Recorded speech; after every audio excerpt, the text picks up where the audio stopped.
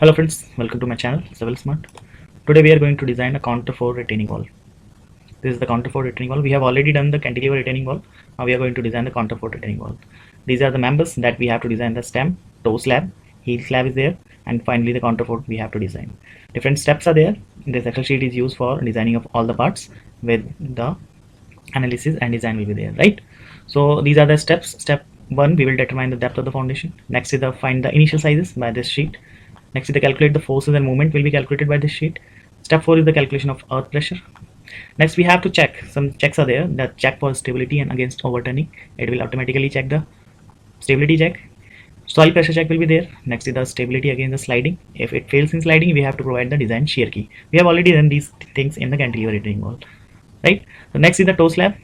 Toe slab we have to design against the pressure diagram and net pressure calculation.